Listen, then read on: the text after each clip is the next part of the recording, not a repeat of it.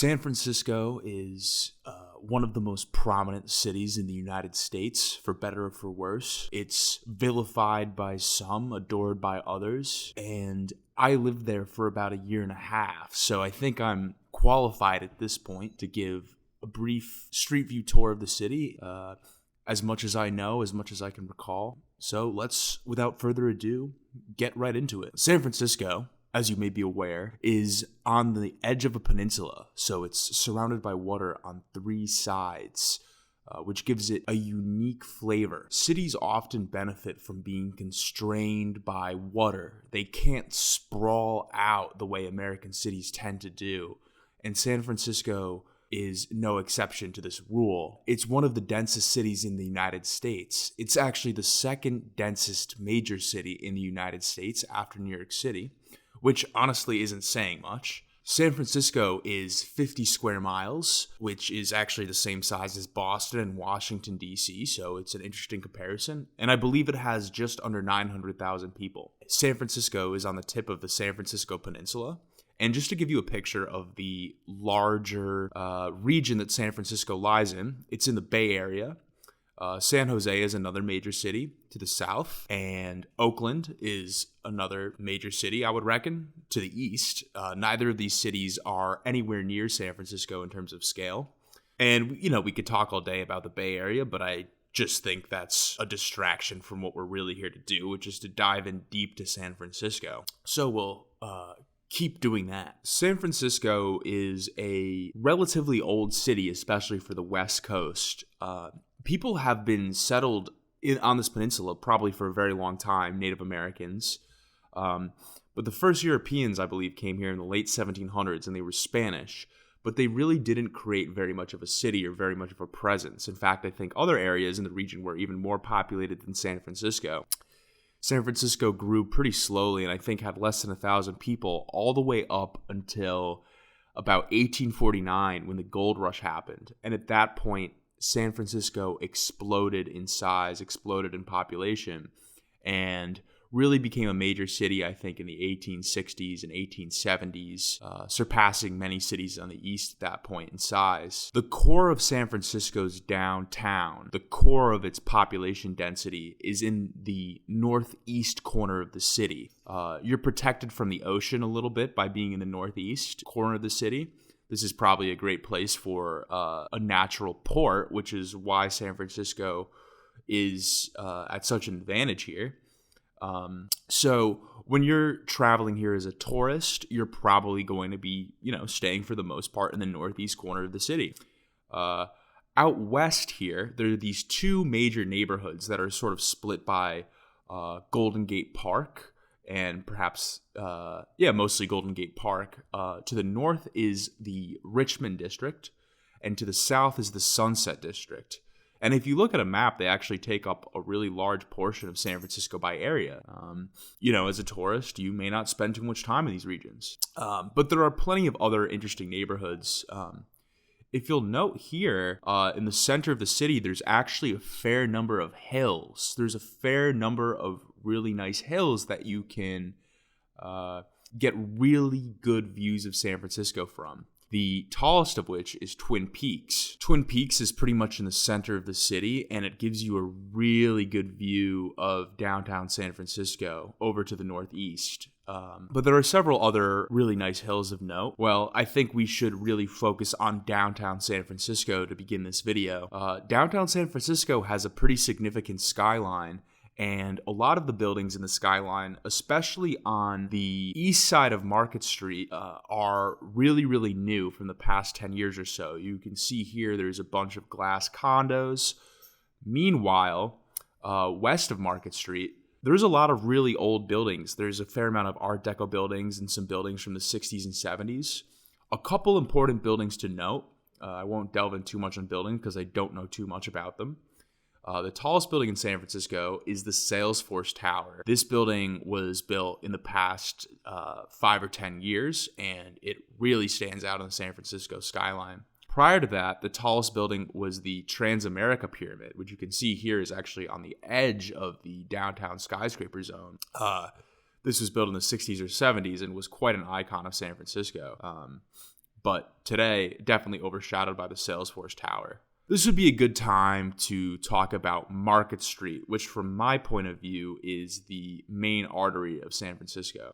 Market Street runs sort of in the northeast to southwest direction, and you'll see that there's actually two separate street grids that converge at Market Street. If we zoom in here on Google Maps, you'll see here there's a street grid, and here there's a street grid, and they sort of intersect.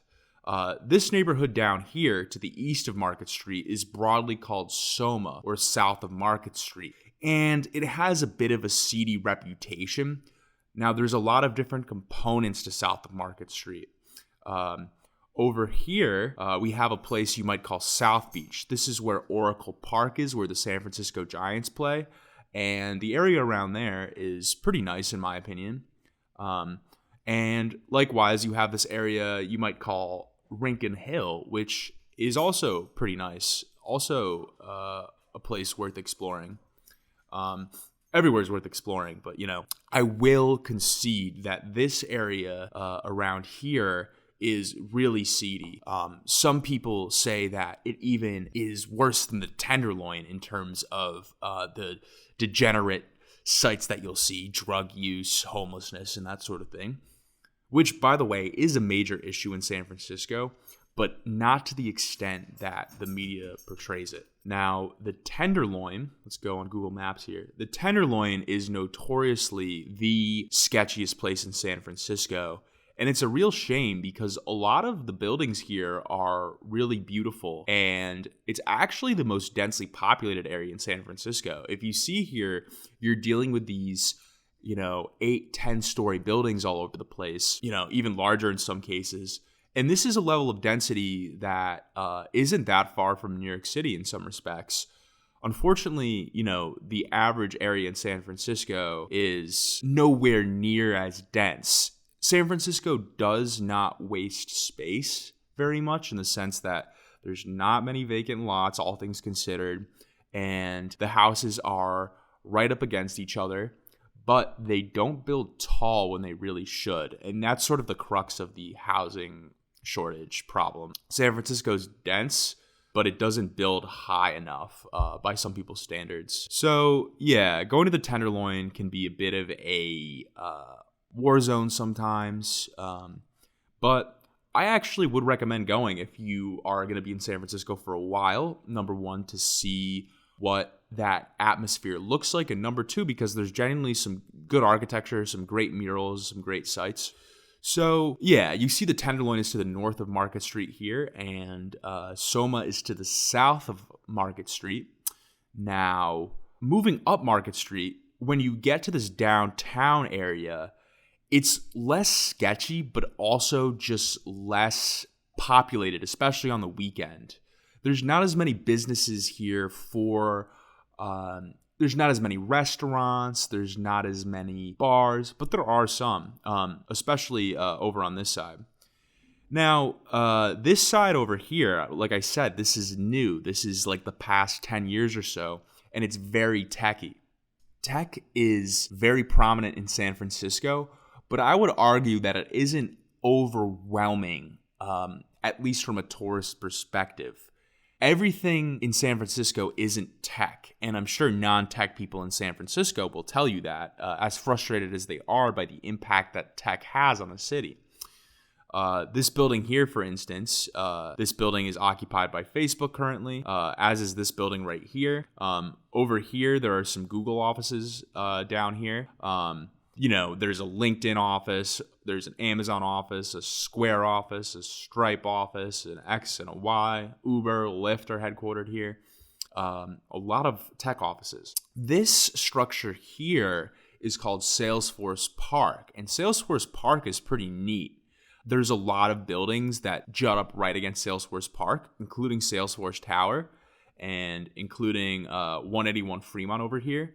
And it's pretty isolated from the city. You're about 4 stories up, and you can enjoy all the different natural structures on here, different trees. It's like a botanical garden up here. And down below, there's sort of a bus depot, which, as you can see here, connects over to the Bay Bridge. Now, this might be a good time to talk about the bridges of San Francisco. There are only two. There's the Bay Bridge, which goes into Oakland, passing over Treasure Island. Treasure Island is part of San Francisco, by the way, but not often visited. I've never been there, at least. And here is the ultimate, very famous Golden Gate Bridge, which connects San Francisco to Marin County to the north. These two bridges have their fans. Some people like the Bay Bridge better. Some people like the Golden Gate Bridge better. The Bay Bridge used to light up at night, and now it no longer does. So I think that takes a lot of advantage away from it. Of course, the Golden Gate is the most famous. And I would actually argue that the most important thing for any tourist to do when they visit San Francisco is to come right here up to the edge of the Golden Gate Bridge and look at the view. It is truly spectacular. I don't necessarily recommend walking on the Golden Gate Bridge. I think that's like a little bit miserable. Biking on it's okay, but I think walking, it's just you're on there for too long. But going out here to this park called the Presidio is highly worth it.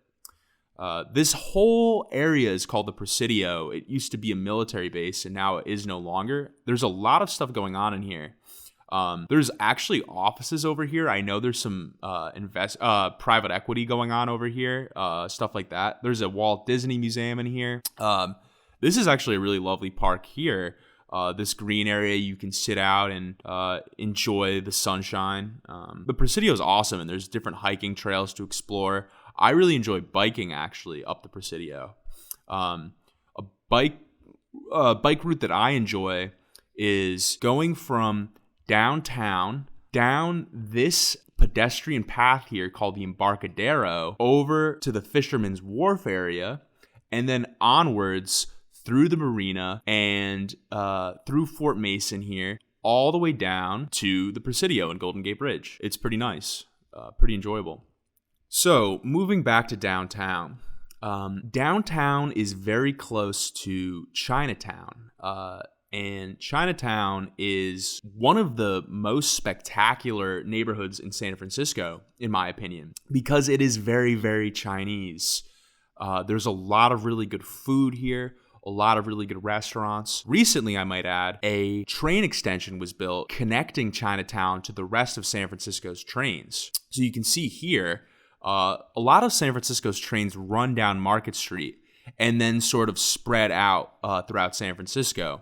And they recently built an extension to the underground metro line called the Muni up to Chinatown. So Chinatown over here is pretty close to the downtown area, but now there's a connection to it. So just to give you an overview of San Francisco's trains, as I said, they all run through Market Street for the most part and then spread out throughout the city. First, you have the N line, which I believe is the most heavily ridden line in San Francisco. This takes you directly west all the way to Ocean Beach. Let's get over here on the Google Earth. Ocean Beach is right on the Pacific Ocean. It's like too cold to swim here, in my opinion, without a wetsuit. People do it anyway, but really beautiful here. And you can see Marin County from Ocean Beach as well, these beautiful hills in the distance. So that's a beautiful ride. That's the N line. And then you have the M and the K. The M and the K both go down to the Castro neighborhood, down to Forest Hill, this area called West Portal, and then they both spread out. So this here is a stop for the K, which goes down this way, and then the M goes down this way, and they both meet back up at Balboa Park. So it's a little bit wasteful, in my opinion. I think there used to be more train lines, but they got rid of a lot of them when in the 1940s and 50s when things shifted to the automobile. And then also at the same time, you have the T. The T is a more recent light rail addition, which goes down to the Bayview and Hunters Point neighborhood, which are some of the least popular neighborhoods in San Francisco. Down through Dogpatch, down through Mission Bay, and up into San Francisco, downtown San Francisco, all the way to Chinatown now. Additionally, you have the BART and Caltrain. So Caltrain takes you all the way down to San Jose, and it goes all the way up to this area, which is 4th and King. And then you also have the BART. The BART will take you down to the SF airport, and it runs up through the Mission District, which is a little bit unique, and then out to Oakland, up north, all the way to Antioch, all the way to Richmond up here. So that's sort of the regional transit system. There's two systems. There's the Muni, which is within the city, and then there's the regional transit system, which is BART, and then Caltrain, another system altogether. North of Chinatown is North Beach. North Beach is the Little Italy of San Francisco. And I find this interesting that both in New York City and San Francisco, you have a situation where the Chinatown and Little Italy are right next to each other. The centerpiece of North Beach, in my opinion, and a place that I highly recommend everyone visiting, is Washington Park. Washington Park is centerpieced by this beautiful church. And then there's a lot of really nice streets over here that I find to have almost like a European quality. You can eat out on the sidewalk and enjoy the ambiance. There's usually some heat lamps and stuff when it gets chilly. Hopefully it's not raining. But yeah, this is a really great neighborhood. And I highly recommend Washington Park. Nearby is Coit Tower, which is a really great view, something tourists like to do a lot. A really big hill here, but not the biggest. Like I've said, the biggest hills are actually out here to our southwest, where you'll get the best views. And yeah, down here again, you have the Embarcadero, which is a really nice walking path. And right up against the water. This is a little bit of a post-industrial vibe. Like a lot of these piers have been repurposed for other things and that sort of thing. Down here, you have the iconic Ferry Building. The Ferry Building is one of the most recognizable landmarks in San Francisco, and it looks down onto Market Street, which, like I said, is a very central artery in San Francisco. So if you were to go all the way down past North Beach, you would make your way down to Fisherman's Wharf. Fisherman's Wharf is one of the most popular tourist neighborhoods, but it's almost never visited by normal San Franciscans.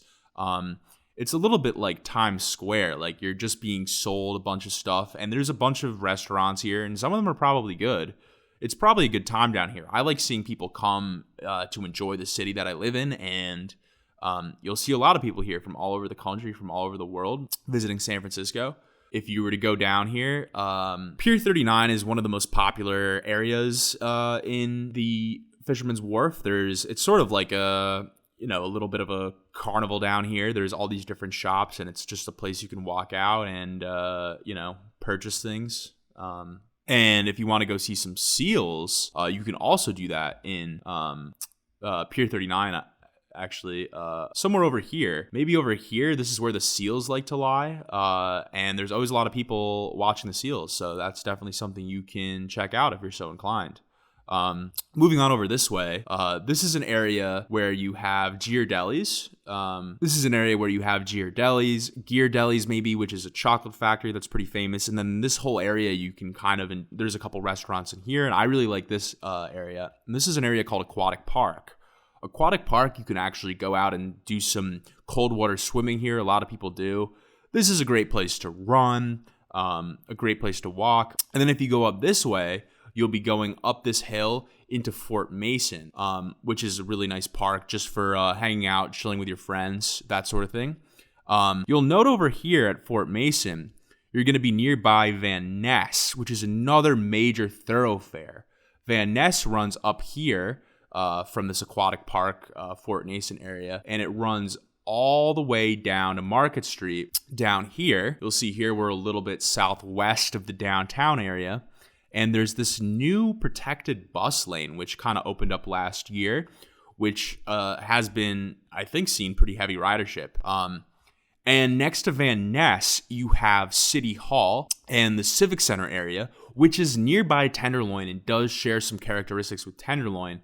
But this building is an absolute work of art. You'll actually see here that there's a homeless encampment, which has since been removed. But the city, I believe, took its own land and sort of built a homeless encampment right here in this mall area, which does highlight the degree to which homelessness influenced or took over San Francisco.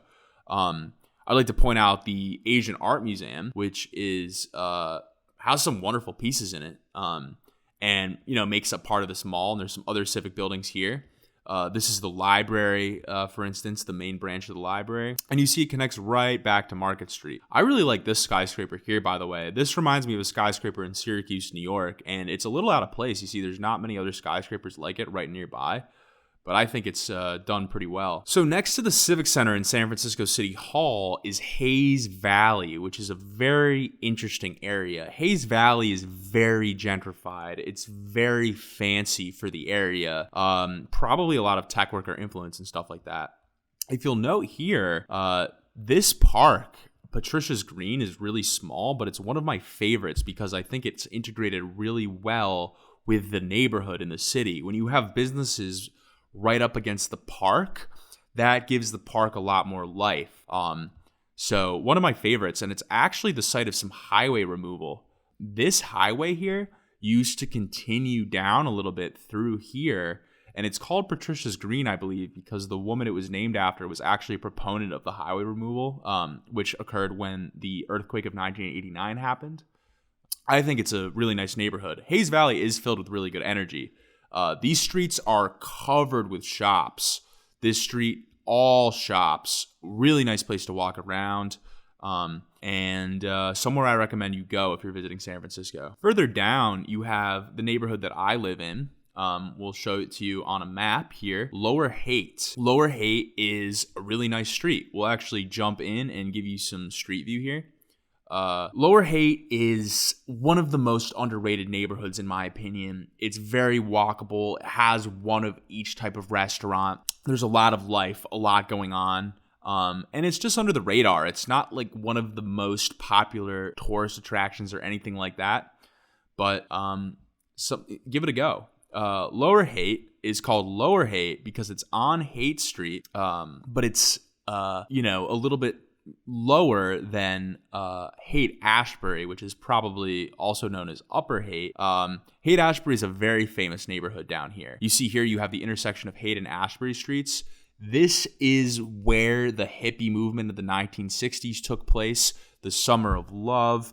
This is where Jimi Hendrix and Janis Joplin and Grateful Dead, Jefferson Airplane, they all converged here and made a lot of really good music. And today it's sort of a theme park. I think it's not what it was. I mean, the city's really expensive and they were sort of living some sort of bohemian lifestyle.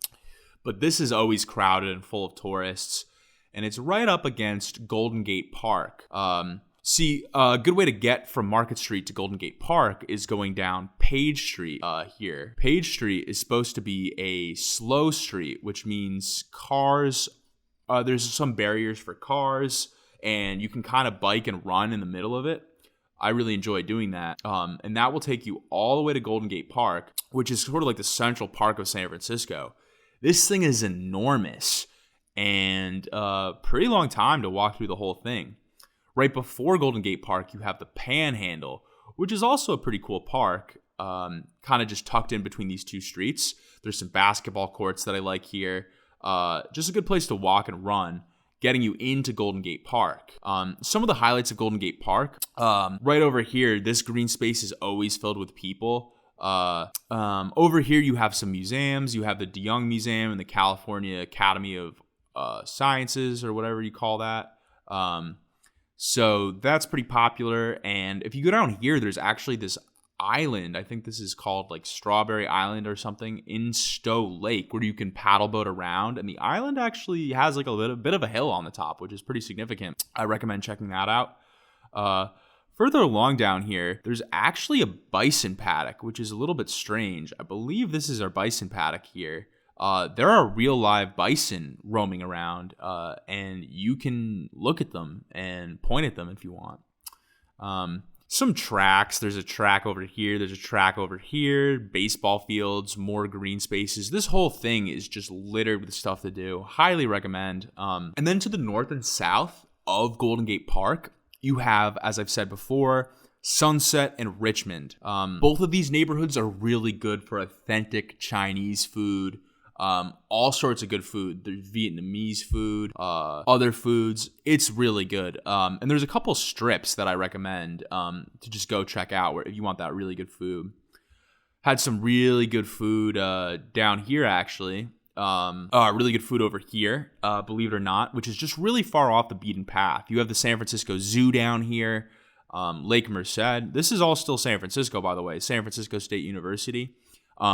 But this area down here, it's just not really somewhere that you would travel very much if you're living all the way up here. But it is there, and you could theoretically take the train down here. This is a really important area here, the 16th Avenue tiled steps. Let's head over to Google Earth for this one. This area here is really cool because you can see the Pacific Ocean going this way really well, but at the same time, you can look this way and see downtown. That's a pretty rare vista that you have here. And you walk up this hill by going up some pretty interesting steps here. There's steps all the way up. So I would recommend that if you want a view. It's in the hill area, kind of on the west side of the hill area, but it's not necessarily blocked by these other hills. Meantime, if you're over on this hill, you'll get a view over here, or you get a view over this way, but you might not get both. So definitely worth it. I do think sunset can be a little bit boring, but going over here is worth it. And then on the north side, you have Richmond. A lot of really nice strips. Tasty Pot is one of my favorite places in San Francisco, by the way. Highly recommend Tasty Pot. These strips here just have great Chinese food. This one over here, this one over here. Really awesome. Now, speaking of great food from different countries, the Mexican neighborhood is Mission. Mission is one of the liveliest neighborhoods in San Francisco. There's so much going on. There's this interesting phenomenon, too, where you have Valencia Street on the west and then Mission Street on the east, and they're connected. Valencia Street is a little bit bougie, a little bit like Hayes Valley almost. Mission, on the other hand, is authentic Mexican. Mission is authentic Mexican. You'll get really good Mexican food here, really good Guatemalan food, really good Honduran food, and that sort of thing. But the juxtaposition is interesting, how they're right next to each other. And nearby this neighborhood, you also have Mission Dolores Park. Mission Dolores Park is one of the best, if not the best, parks to just kind of chill on a picnic blanket in. There's a really good view of the city, and on a nice day, this place will be crowded with people. There's some really beautiful buildings actually around here as well. Just a great overall vibe, and it's pretty near the Mission, so you can walk down this way. On the other side, it's also really near the Castro District. The Castro District right here is the LGBTQ neighborhood of San Francisco. A lot of beautiful sights to see in the Castro. This intersection here is pretty phenomenal. There's a big LGBTQ flag here. And you can also see the Castro Theater sign from this area.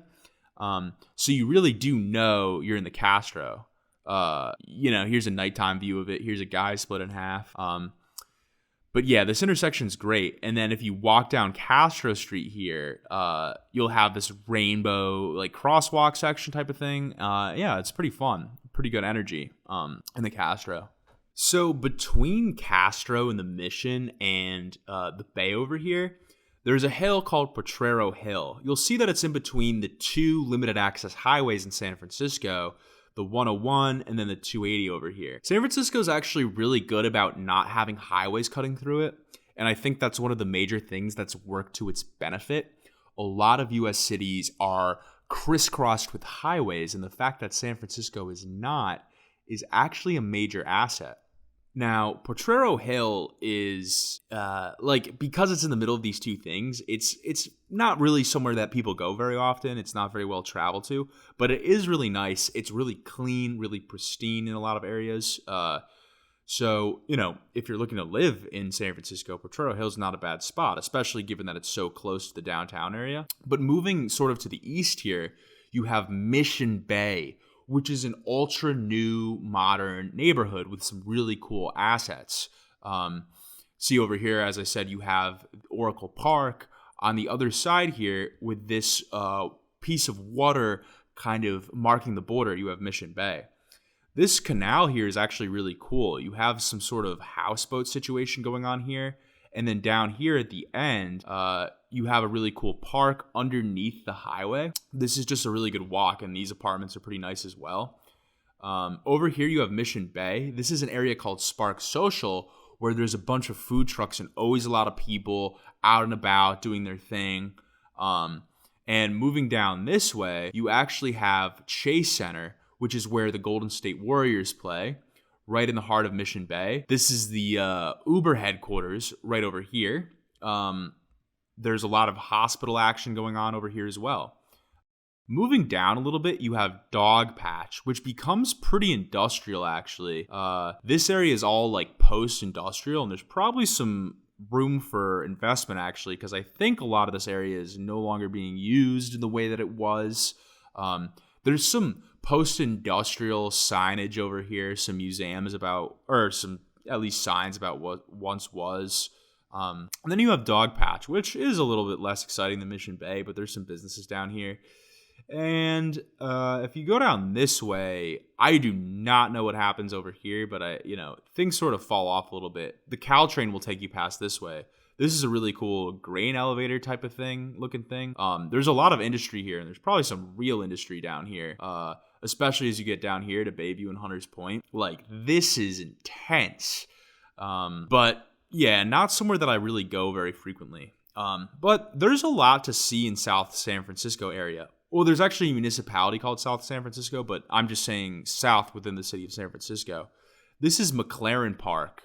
McLaren Park is interesting because it has some really good views of the area to the south, which is not necessarily somewhere that you see within most of San Francisco. Also over here, you have Glen Canyon Park. Canyon Park is a super unique experience. It actually feels like you're within a canyon within the city, because you are.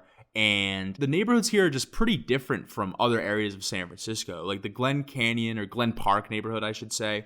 It's very quiet, very different to the rest of San Francisco. Still really cute, a lot of cool stores. West Portal is another example of just a very unique, different neighborhood. West Portal is like a little bit of a village almost. And I don't really see why any tourists would ever come over here. Just kind of a nice community, and you can see here the M and K kind of run through here. This looks like a small town. Something interesting to note is that there's this phenomenon in San Francisco where the city's divided into like east and west of Twin Peaks. Twin Peaks being this big hill here. So this is west of Twin Peaks, and then this is east of Twin Peaks. East of Twin Peaks is the more urban area. West of Twin Peaks is probably more suburban, although I would emphasize that it's still very populated here. They're not wasting that much space. Divisadero is also a common dividing line. People say it's significantly colder west of Divisadero.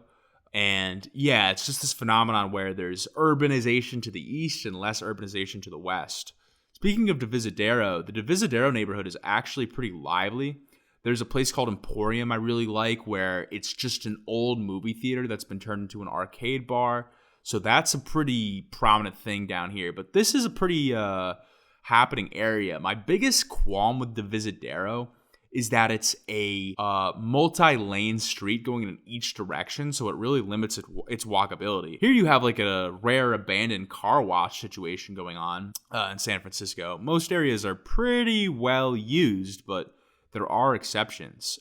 Down here is DuBose Park. DuBose Park is another really nice, rare gem.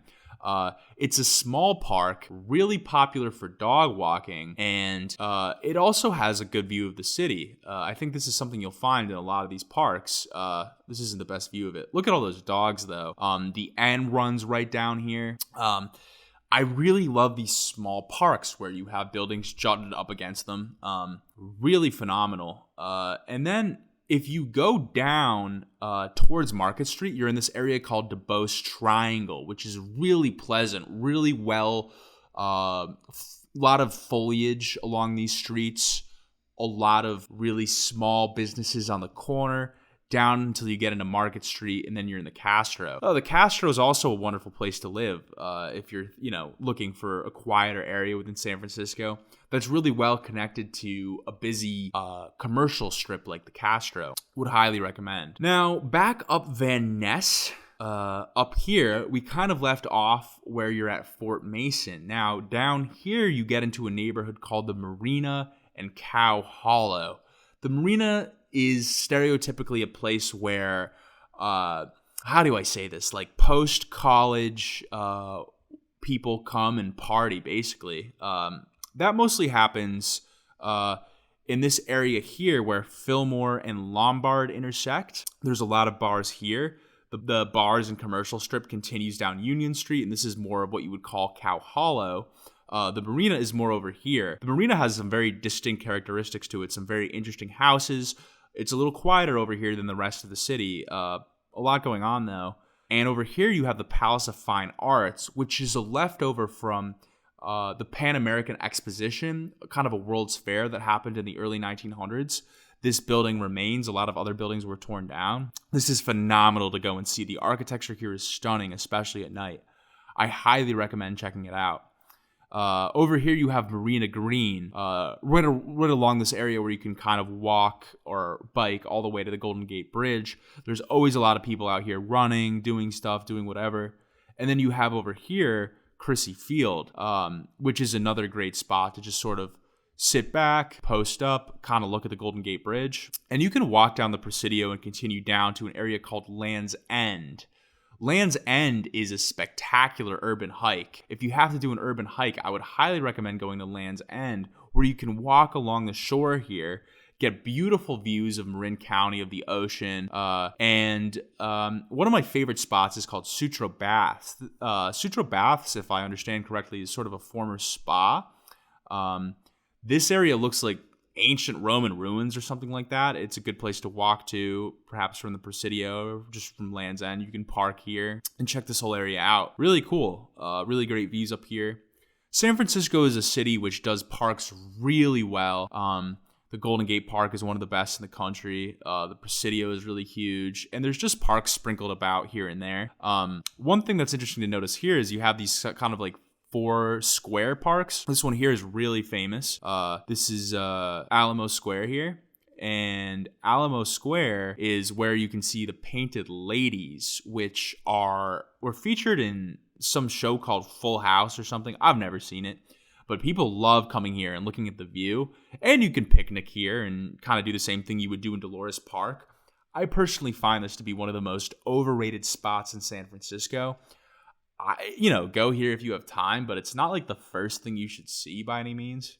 Further down, you have other parks, though. This here is a good park, Jefferson Square Park or whatever, for playing basketball, for playing soccer, for playing tennis. This is called Lafayette Park, another good square. Not a place I go to too often. This is Alta Vista Park, I believe. Let me check the maps, just make sure I'm not out of my league here. Alta Plaza Park. And then once you get up here, you're actually in a neighborhood called Pack Heights, which is a very luxurious, very expensive neighborhood where you kind of find that old money vibe of San Francisco. You have people living here like Dianne Feinstein, Nancy Pelosi, Jerry Brown, Gavin Newsom, Kamala Harris, George Lucas, those sorts of people. The elite of San Francisco will live up here, and it is a very steep hill. It may not be illustrated properly from Google Earth, but it's very steep. So there's a real separation between the wealthy people and, the normal people down here. There's still some really nice, expensive neighborhoods in the marina, but Pack Heights is crazy. You go up these steps here, the Lion Street steps. Some of these mansions here are like spectacular up at the top. Really something to behold, and they have this whole view of San Francisco. This is kind of a phenomenon in San Francisco. You have this idea where crime doesn't climb. When you're really up at the top of a hill, you are in a luxurious neighborhood, and, the automobile is what made that possible. I'm sure prior to the automobile, it would really suck to be on top of a hill, but after the automobile came around, you're in good shape living up here. I want to call your attention to some other hills. Nob Hill and Russian Hill are 2 really prominent hills in San Francisco. Cathedral Hill, which I think is pretty much the same thing as Nob Hill, is one of the more spectacular areas. This is the Cathedral of San Francisco. This is kind of like the seat of the Bishop of San Francisco here, this church, which is really odd. Really striking building, really prominent, but not what you expect a Catholic church to look like. Over here on the top of Nob Hill, you have all these really luxurious hotels, some really cool architecture. I love this building, this park. This is the seat of the Episcopal Church in San Francisco. Really beautiful stuff. And like you're at the top of this big hill and you can look out, see the East Bay from the distance and stuff like that. Really prominent hill. And then you have Russian Hill. Russian Hill is another like really nice upscale neighborhood. It's up on a hill and you get really great views up here. And additionally, one of the best features of Russian Hill is Lombard Street, which is a really famous tourist attraction within San Francisco. The wiggle of Lombard Street. Cars can kind of drive down this really slowly, but it's fun to stand on the top and look out at the beautiful view and the beautiful wiggle. Really popular thing for tourists to do, and it's a really long climb, so not everyone makes it up there, but really popular nonetheless. Now, there's actually some train lines, some trolley lines that are going up these like Nob Hill and Russian Hill areas. The trolleys, in my opinion, are a little bit overrated in San Francisco. They're really mostly for tourists, and they're priced that way. They're kind of expensive, and they go slow. But it's a fun ride to take as a tourist, going up and down these hills and riding the train, the cable car. I wouldn't be opposed to doing that, once in a while as a tourist. So I mentioned that Van Ness is a central artery of San Francisco. Divisadero, of course, being multiple lanes, is also a central artery of San Francisco. But I would also argue that Fillmore Street over here is a pretty central artery. The 22 bus runs up and down here.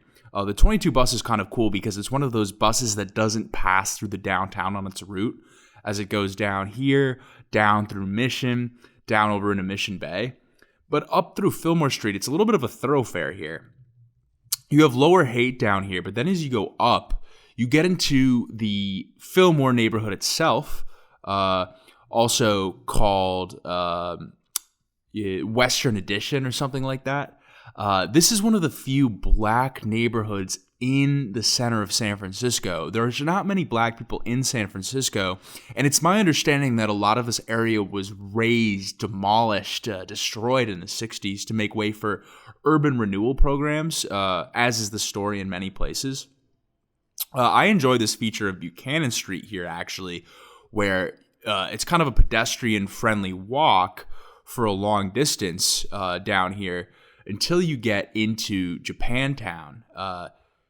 Japantown is a really cool area of the city that has also experienced some degree of urban renewal, and it's also suffered a lot since World War II, in fact, when the Japanese were sent to internment camps.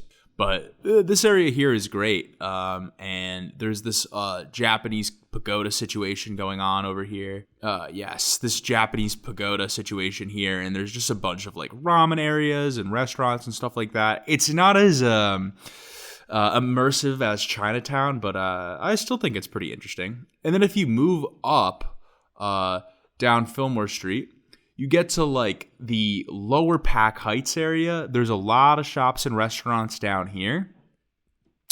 You continue up past Pack Heights, up and down this hill, and then you're finally down at the marina. And then Fillmore is one of the most prominent streets in the marina as well. So that's my major argument for Fillmore.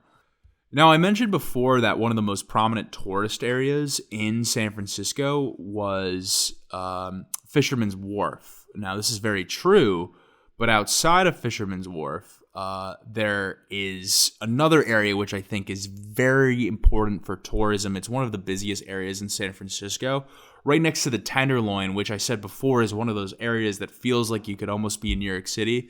Union Square is kind of similar. Union Square is a very busy neighborhood with a lot of luxury shopping and that sort of thing. There's some really nice stores on this side of Union Square. This itself is Union Square. I think this is a square established in the 1850s or so. There's an enormous Macy's over here, an Apple store over here, a lot of really nice luxury good type of stuff. Gets a little seedy on this side of Union Square, but on this side, that's where you have all these luxury stores and that sort of thing. This lane here is pretty cool. Jane Jacobs, the famous urbanist, has some commentary on this lane if you'd like to go into that more, which I think is displayed on a sign over here. and that takes you down to Market Street. Over on the other side of Market Street here, you have the Westfield Mall, which is doing pretty well currently for a mall. There's a lot of tenants in here and a lot of stores. So this is a pretty useful mall that's also connected to the train, both the BART and the Muni. Pretty well connected, and there's a Target over here. Then over here, you have Yerba Buena Center. There's a movie theater in here. This is part of an urban renewal project, and I really enjoy the view here from this platform in Yerba Buena Center. It looks like really a different city. It's not really recognizable, this view. Most people don't get this view. And I really like how this old cathedral here juxtaposes with these large buildings in the background. Somewhere off the beaten path a little bit, not too much. It's right next to Market Street. You can kind of get there through this connection here, Yerba Buena Lane, where there's some nice restaurants and that sort of thing. Worth the trek. Well, I've covered a fair bit about San Francisco. There's plenty more to cover, but I think I've given it, a shot. This video is long enough, and I hope you learned something. I hope you got a little bit of the lay of the land. Thanks, and I'll see you next time on the DCU Show.